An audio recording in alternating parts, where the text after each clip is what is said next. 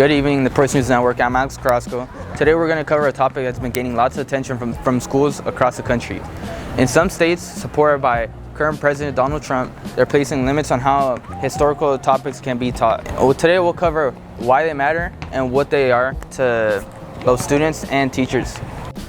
Today I'm here with Mrs. Greco. I'm the Social Studies Department Chair, and I teach 10th grade AP African American Studies and 11th grade AP US History. Can you give us some insight on how it's been teaching social studies in today's political climate?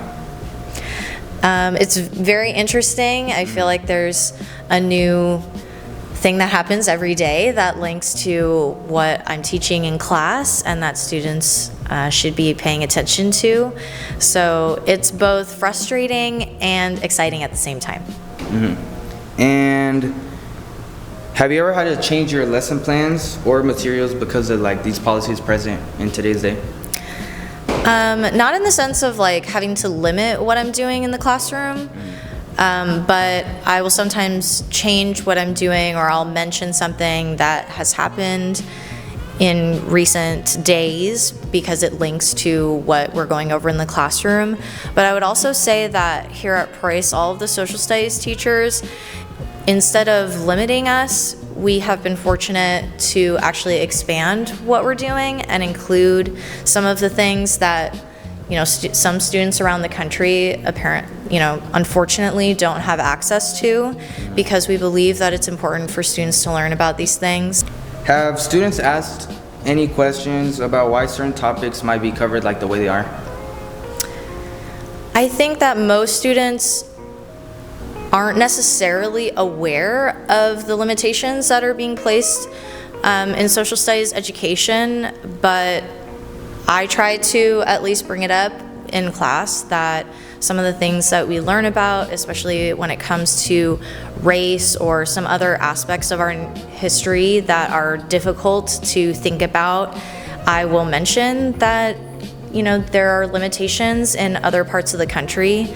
But sometimes students have asked why that is, and the simple explanation is that in some parts of the country, some communities, including here in California or even here in San Diego, there is a sense that if students learn things that are painful in our nation's past, that they will turn against the United States, that they will think that our nation is bad or that we shouldn't be proud of it. But really, we think that it's important that students understand that history is really complex and that we're talking about the experiences of real people, and so it's really important that students understand that. Well, thank you for your time. Mm-hmm. Thank you. Hey, I'm here with Mr. Smith. Today we're going to be discussing the historical subjects limited by Trump's administration. First off, I'd like to ask, how have these limits on certain historical topics affected what you're able to teach them faster?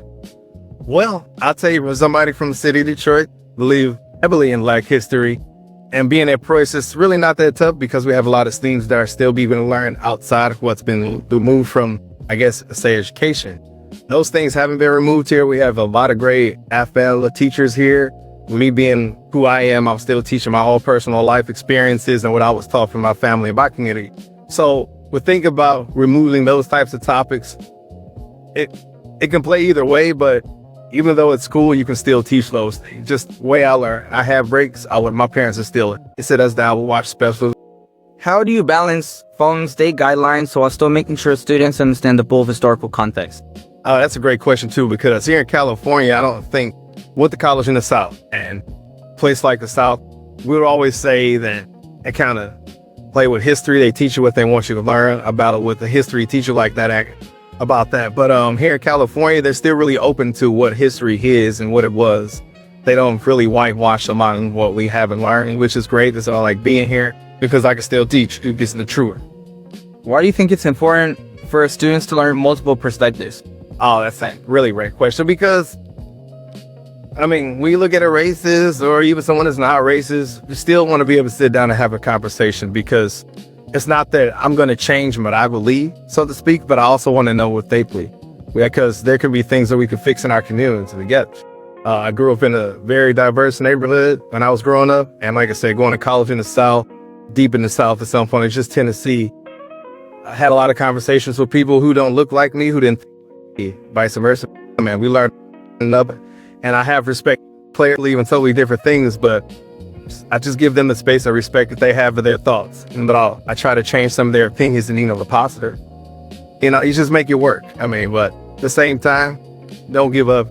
Don't stop believing in what you know is true. Yeah, it comes down to the person. Don't become brainwashed or manipulated and thinking something's wrong if you know it isn't. For instance, you have a lot of people in Minnesota. There's a lot going on with ICE. The people did not have cameras and will lie to us and tell us what a lot of the protesters are doing. When we're seeing truth, we see ICE agents masked, no names, something that's a law, and they're actually disturbing, interrupting me.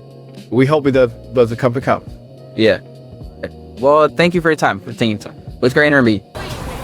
This was Alex Carrasco with PNN. This is going to be the end of our segment. I hope you guys had a good one and enjoy the rest of your day.